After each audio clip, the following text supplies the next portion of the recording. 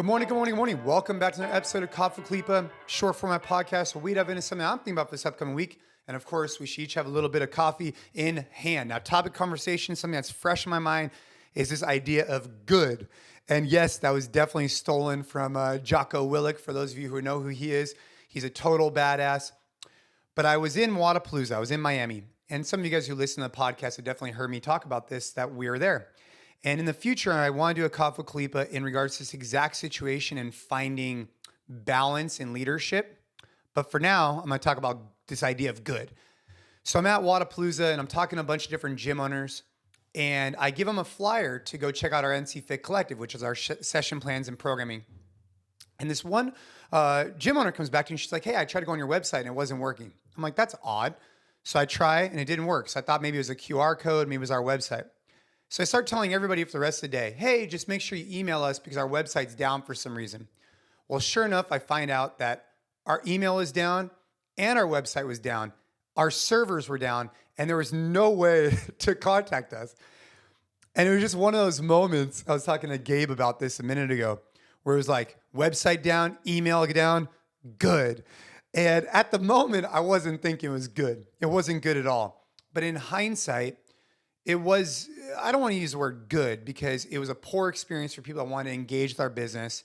It didn't allow us to answer emails for any of our members or anybody that's in our gyms. So it wasn't good, but it was good in the sense that through that, I could learn that, hey, there's an error.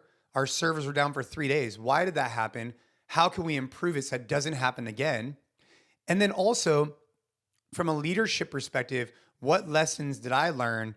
And how can I then take those on for the future? And in particular, when it comes to leadership with this, and I do want to get back to this in another CrossFit Khalipa in the future, this idea of kind of being more middle of the road.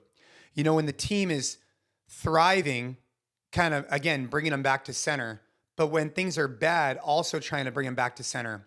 And I think for me, when I see that our websites are down, our emails are down, everything's down, I have all these new leads that want to come in and check out our programming. It was really easy for me to be reactive and frustrated. And I think if I could give myself advice, now here I am, a week out of that situation, I would have said, hey, it'll be okay.